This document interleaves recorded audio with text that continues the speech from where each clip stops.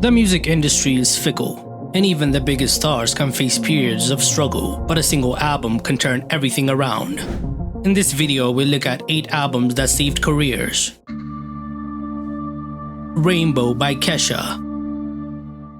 Kesha's career started off with a bang, bursting onto the scene with party anthems like TikTok and We Are Who We Are. She became a pop icon in the early 2010s. After that, she was embroiled in a highly public and emotionally draining legal battle with her former producer Dr. Luke, alleging sexual assault and abuse. This protracted legal dispute, which began in 2014, effectively halted her music career, preventing her from releasing new music for several years and leaving her fan base wondering if she would ever return. After the end of the lawsuit, her comeback to music was really anticipated. Released in August 2017, Rainbow was the comeback, as it was a defiant declaration of independence and healing. It debuted at number 1 on the Billboard 200, earning 116,000 units in its first week, a significant achievement that marked her second chart-topping album after her debut Animal back in 2010. The album's lead single, Praying, a powerful ballad addressing her trauma and journey to recovery, became an impactful single, and she even had a powerful performance of the song at the Grammys, signaling a big shift from the mindless fun music of her early career. Beyond this commercial performance, it firmly re-established Kesha as a serious artist, saving her career. After the success of the album, she found new life as an underground hyperpop artist, building a niche fan base as an independent artist. Her latest album, Period, was a moderate success, selling 23,000 units in its first week, which is big for an independent release. Plastic Hearts by Miley Cyrus. By 2020, Miley Cyrus had undergone nearly a decade of image shifts, genre hopping, and polarizing creative choices. After her peak bangers era, which ended up becoming her most successful album, she released the weird and unconventional Miley Cyrus and Her Dead Pets, and the underwhelming Younger Now in 2017, which peaked at number 5 on the Billboard 200 and fell off quickly. Many questioned whether she could regain her mainstream success. Plastic Hearts, which was released in 2020, changed all that, leaning into glam rock and synth pop influences. The album was full of bangers. Critically, it was her best reviewed album to date, earning a Metacritic score of 75 out of 100. It did well commercially too, debuting at number 2 on the Billboard 200, becoming her highest charting album in years, and featured collaborations with rock royalty like Billy Idol and Joan Jett. The lead single, Midnight Sky, became a radio hit, peaking at number 14 on the Hot 100 and accumulating over 680 million Spotify streams to date. Beyond this commercial success, Plastic Hearts gave Miley something she'd been chasing: credibility. She wasn't chasing trends anymore, she was just making good music. It was a turning point to her career that was declining for some time.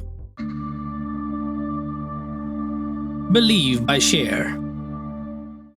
By the late 1990s, Cher's decades-long career had seen a lot of transformations, from her folk rock beginnings with Shoni and Cher to her successful acting ventures. While she remained a beloved figure, her musical output was inconsistent. Many considered her a legacy act. However, in 1998, at the age of 52, Cher dropped Believe, a groundbreaking dance pop album that reinvented her sound for a new generation. The title track, with its pioneering use of auto-tune, became an instant global phenomenon, dominating charts worldwide. Believe was a commercial juggernaut, reaching number 1 in over 23 countries, including the US, where it became her first chart-topping album in nearly 3 decades. It spawned more hit singles, including Strong Enough and All or Nothing, and went on to sell 10 million copies globally. The album's success was a testament to Cher's willingness to adapt to the times. It not only brought her back to the top of the charts, but also solidified her status as a timeless icon, capable of connecting with audiences across generations. The Believe Tour, which followed the album's release, was a massive success, and the album went on to influence the sound of pop music in the late 1990s and early 2000s. Believe wasn't just a comeback album,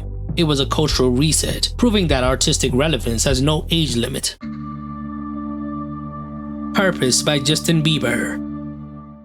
Justin Bieber's rise to fame as a teen idol was meteoric, but by the early 2010s, his public image was being ruined by a series of controversies and legal issues. Many questioned whether his musical career was in a downward spiral. Following the bizarre release of his 2013 album, his record label seemed to be giving up on him. However, he went on a redemption run, apologizing for his behavior, dropping hit after hit. In 2015, he released Purpose, an album that saved his career and transitioning him into a respected adult pop star. The album showcased a more mature sound and is his best to this day. Purpose was a resounding commercial success, debuting at #1 on the Billboard 200, selling 649,000 units in its first week, becoming one of the best-selling albums of the 2010s. It generated a string of massive hit singles, including What Do You Mean, Sorry, and Love Yourself, all of which topped the charts globally and broke streaming records. The album's critical reception was also significantly more positive than his previous work, with many praising his improved vocal performance. Beyond the sales and chart success, Purpose represented a crucial turning point in Bieber's public perception. The album resonated with both his longtime fans and new audience, showing his growth as an artist. It was so successful that he didn't have to drop another album for like 5 years. Purpose really saved Bieber's career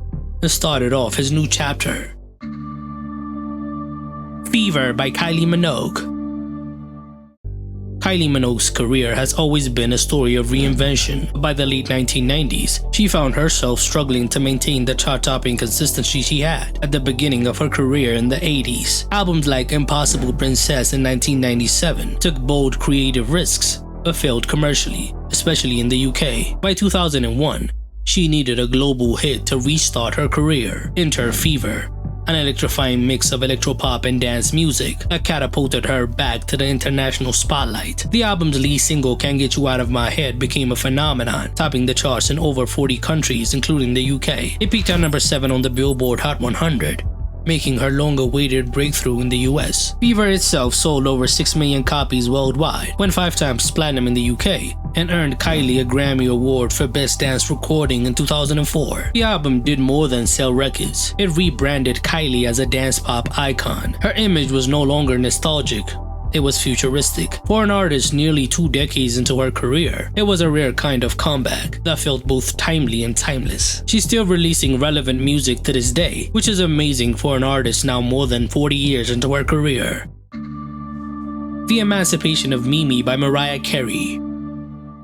After a flop era following her huge success in the 90s, Mariah Carey's career was in a decline at the start of the millennium. 2001 film and soundtrack Project Glitter was a critical and commercial failure, while her next album, Charm Bracelet, had its moments. It didn't reach the huge heights of her earlier work. The release of The Emancipation of Mimi in 2005 proved to be a return to form, silencing doubters and bringing her back to the top of the charts. The album was a historic commercial success, debuting at #1 on the Billboard 200. It has now sold over 13 million units worldwide. It also spawned multiple chart-topping and iconic singles, most notably We Belong Together, which dominated the charts, spending 14 weeks at the top of the Billboard Hot 100 and ending the 2000s as the biggest song of the decade. Shake It Off followed it up, becoming another #1 hit from the album. Mariah gained 8 Grammy Award nominations for the album, winning 3, including Best Contemporary R&B Album. The success of The Emancipation of Mimi was a significant moment in music history, revitalizing Mariah's career and reminding the world of her exceptional voice. The album's impact solidified her legacy as one of the most successful and influential artists of all time, the return of a true icon.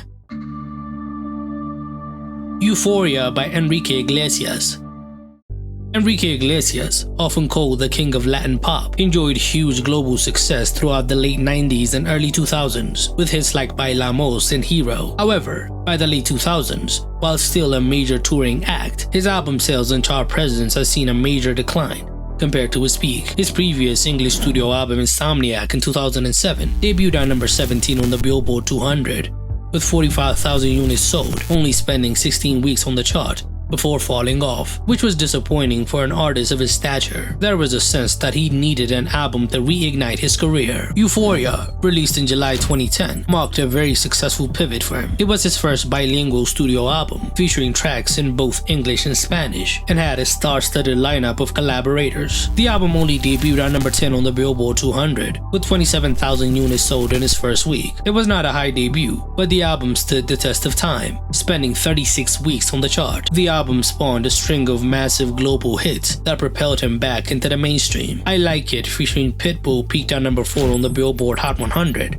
and became a club anthem, while Tonight I'm Loving You also reached the top 10 in multiple countries. Cuando Mi Amor became his 21st #1 single on the Billboard Hot Latin Songs chart, and Euphoria ultimately achieved 2 times platinum certification in the US By September 2011, this strong commercial performance and hit-making power re-established Enrique Iglesias as a force in both Latin and English-speaking music worlds. Since then, he has been a major force in Latin music, dropping major hits and solidifying his legendary status.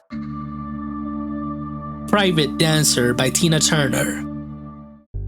Few comebacks in music history are as monumental as Tina Turner's with Private Dancer. After escaping an abusive marriage and a stagnation in her career that went on for too long, Tina spent much of the 1970s releasing modest solo projects that failed to gain traction. By the early 1980s, she was considered a relic of the past until Private Dancer turned everything around. It was her 5th solo studio album, and it transformed her into a global superstar in her mid-40s, which was unheard of at the time in pop music. Released in May 1984, Private Dancer sold over 10 million copies worldwide and spawned several hit singles. What's Love Got to Do With It became her first and only #1 on the Billboard Hot 100, winning Record of the Year at the Grammys. The album peaked at #3 on the Billboard 200 and remained on the chart for over a year. Its blend of pop rock, R&B, and synth elements resonated across generations, improved Tina's versatility. Private Dancer turned Tina Turner into one of the most inspiring artists in pop culture, not only for her musical success, but for her personal story of survival and reinvention. The album didn't just save her career, it brought her to a whole new level.